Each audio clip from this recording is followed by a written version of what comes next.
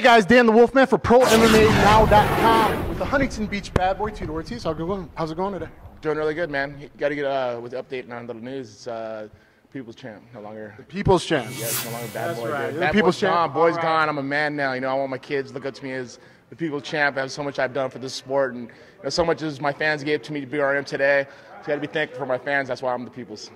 And tonight you're here at Bellator because you manage one of the fighters, right? Actually, my sponsor, one of the fighters, Joe Williams, and we're just looking for some new talent. You know, I actually spoke to Bjorn about getting one of the fighters that I manage, Ricardo Bru, who's 4-0 right now, and he's tough as nails. One of my sparring partners for my last 2 years, and he's a for real deal. So hopefully we'll get him in here into this one, and at the Bellator fights.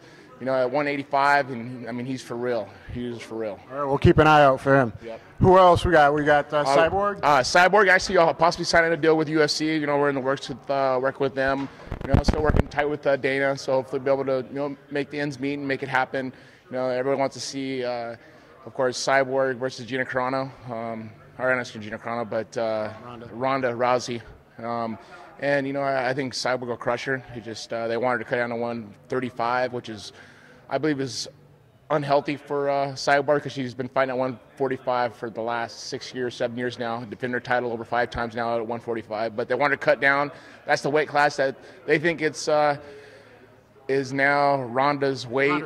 But you know what? UFC. At one time, 205 was made for Tito weight, the Tito weight class. Come on, I got the phone call with Joe Silva the night before it got established. It's true, but yeah, true. It's one of those things. You know, they want to build a women's champion, and they did it with Ronda Rousey, and you know, she's able to defend her title, I believe, on February 23rd in UFC here in Anaheim, and hopefully she does well, and hopefully she crushes the girl who I don't know who she's fighting.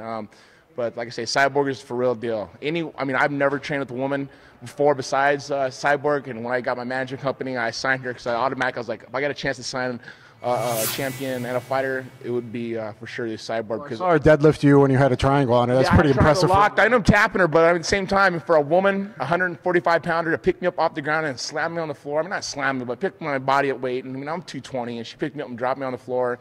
But at the same time, you know, she's a for real deal. Contractually, what's going on with UFC? Like, is the sticky term the weight, or is it, you know, you want her to get a fight first, guaranteed before she fights Ronda, so fans, even more fans, know who Cyborg is? You know, I mean, it really comes about Cyborg's getting down to 135 is really going to be tough for her. I never really, you know, in my mind, I mean, in her mind too, it's not really healthy for her to get down to that low of weight because she walks around about 171. And for a woman, you know, to get down to that much body percentage of fat, I mean, for a man to get down to 3% body fat, it's not a problem. For a woman to do that, it's unhealthy, you know, I mean, just for physically, it's unhealthy. I mean, I've been cutting weight for over 20 years, and UFC said that they'll pay for, Dolce Diet to come in and do her diet, get her down to 135. If he can do it, he can do something I've never seen that possibly could happen, but if it does happen, as I say, I want her to get a warm-up fight. I mean, as a manager, I got to look out for my fighter. I got to look out for my athlete and make sure that her future is the most important thing health-wise. I want to make sure that I make the right decisions for her as a manager. You know, and the Ronda Rousey fight has to happen. You know, Ronda's talking some trash on her, and you know, Cyborg is a person who's very quiet, and I'm gonna have to kind of rub her off on her. It's like, you know what, you got to speak up. You got to say what's on your mind because she gets pissed about some of the things that's been said about her. And she's a true champion, you know. She had a mistake last year, you know, she tested positive for a substance that was illegal in California. And that was the first time she's ever been tested and came up positive on anything in her whole career. And it was a mistake on her training partners. And she said, you know what, Tito, it was a bad mistake on my part. I'm 100% upwilling saying it was my fault. And that's why I signed her, because I want to reinvent her of something that she's already been a champion, but show her that I'm putting my stamp, I put my approval on her to show all of her fans and everybody who watches MMA that this woman won't make that mistake again. Sure, and you know, I think it might be good if she goes, whether it's a direct shot or she knocks someone out first, you know, it'd be good to hype it. Like Ronda's going to get an opponent or two, maybe she'll fight Misha Tate a second time, who knows what's going to happen. But it'll just hype up the fight when it eventually happens. Yeah, you know, I think the health is what the most important thing is here. Her getting down to 135 is going to be tough. It's going to be very challenging. But if she's able to get down to that weight, let's get her a warm-up fight. And as a manager, I want to see her to be comfortable with that. Get a warm-up fight. I don't care who it is. Misha Tate, it could be anybody, anyone.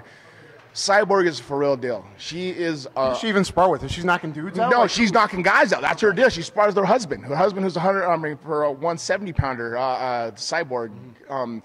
he's for real. I mean, but she's stand up and they're knocking each other out. I mean, you guys are married, husband and wife. Couple. You guys are, I mean, for women, she has no women to spar with. She spars with nothing but men, and that's all she spars with. And like I say, I've wrestled with her. She's defending my double.